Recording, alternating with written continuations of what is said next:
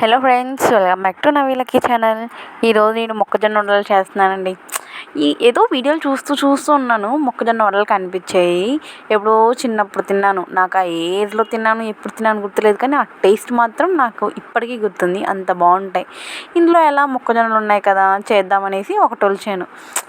ఒకటి ఒలిచాను, ఇవి వస్తాయా రావా అనేసి ఒకటి ఒలిచానా, మళ్ళీ ఒక్కటేం సరిపోతాయి అనుకోని మళ్ళీ ఇంకోటి కూడా ఒలిచేసాను. అండ్ ఇవి తెలంగాణ స్పెషల్ అంటండి. వీటిని మక్కగారెలు అని కూడా అంటారంట. అబ్బా, ఈ మా హస్బెండ్ వచ్చేసరికి చేసేస్తా.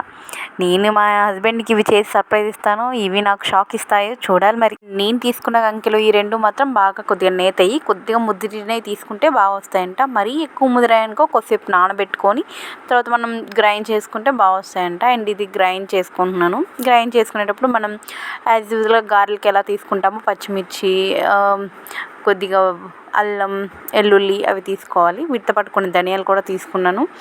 ఈ మిక్స్ చేసేటప్పుడు బాగానే ఉంది, కానీ ఇప్పుడు లాస్ట్ టైం ఒకసారి గారెలు చేశానండి. ఆ గారెలు చేసినప్పుడు మా అత్తయ్యకి మా అమ్మకి ఇద్దరికి కాల్ చేశా.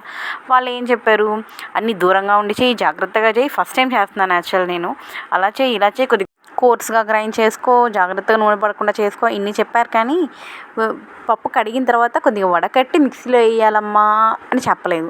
నేను అలానే కడిగినట్టేసి వాటర్లో మిక్సీలో వేసేసానా, అది కొద్దిగా లూజుగా వచ్చింది పిండి. అది ఏదో అలా అయిపోయిందిలేండి. ఈరోజు కూడా చేశాను. మనం ఈ పిండిలో పచ్చిమిర్చి, కొత్తిమీర, కొద్దిగా కరివేపాకు, ఉప్పు, జీలకర్ర ఇవన్నీ కలిపేసుకుంటున్నాను. మనం యాజ్ ఇట్ ఈజ్ గారెకి ఎలా కలుపుకుంటామో అలానే కలిపేసుకున్నాను. అలానే వీటితోటి పిండి నాకు కొద్దిగా లూజ్గా వచ్చింది. సో మామూలుగా అయితే దీంట్లో శనగపిండి ఒక స్పూను అండ్ బియ్యపిండి ఒక స్పూన్ వేసుకుంటారు. కానీ నేనేం చేశానంటే కొద్దిగా పిండి నాకు మెత్తగా వచ్చింది కదా అనేసి బియ్యపిండి ఇంకొద్దిగా వేసుకోవాలి. ఇలా శనగపిండి అండ్ బియ్యపిండి వేసుకోవడం వల్ల కొద్దిగా నూనె తక్కువగా పీల్చుకుంటుంది. అలానే కొద్దిగా క్రిస్ప్గా కూడా ఉంటాయి. సో అందుకే ఒక స్పూన్ బియ్యపిండి, ఒక స్పూన్ శనగపిండి వేసాను. నేను మళ్ళీ ఇంకొద్దిగా బియ్యపిండి కూడా వేసాను, కొద్దిగా లూజ్గా వచ్చిందనేసి. ఇలా మొత్తం మిక్స్ చేసుకోవాలి. మన గారెపిండికి ఎలా అయితే మిక్స్ చేసుకుంటామో అలానే సేమ్ యాజ్ ఇట్ ఈజ్ ఇలా మొత్తం బాగా మిక్స్ చేసుకున్న తర్వాత యాజ్ ఇట్ ఈజ్ మనం గారెలకు ఎలా వేస్తామో మధ్యలో హోల్ పెట్టుకొని వేసేసుకోవాలి. మధ్యలో హోల్ పెట్టుకొని అయినా వేసుకోవచ్చు, కొంతమంది డైరెక్ట్గా కూడా వేసుకుంటారు. అండ్ ఇంకో విషయం, కావాలంటే దీంట్లో కొద్దిగా వంట సోడా కూడా వేసుకోవచ్చు, మంచిగా పొంగుతాయి, బాగుంటాయి టేస్ట్. ఇవి 2 days కూడా తినచ్చు, బాగానే ఉంటాయి. అండ్ కొంతమంది దీంట్లో బెల్లం కూడా వేసుకుంటారు. వీటిని బెల్లం మక్కగారెలను కూడా అంటారు. యాక్చువల్లీ నేను తీసుకున్నవి మామూలుగా మొక్కజొన్నలు నేను విడిగా తిన్నాను, చాలా స్వీట్గా ఉన్నాయి. సో నేను బెల్లం, షుగర్ అలా ఏమీ యాడ్ చేయలేదు.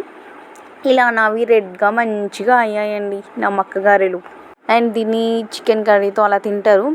బట్ ఇది చికెన్ సైడ్ డిష్తో ఏం అవసరం లేకుండా కూడా చాలా చాలా టేస్ట్గా ఉంటాయి. అంటే అన్ని ఫ్లేవర్స్, కొద్దిగా తీపి, కారం అలా అన్నీ తగులుతూ ఉంటాయి. మనం అల్లం వెల్లుల్లి అన్నీ వేసాం కదా. అండ్ ఫైనల్లీ నా మక్కగారెలు రెడీ అయిపోయాయండి. నేను ఇంకా అర్జెంటుగా తినేసేయాలి. Bye friends.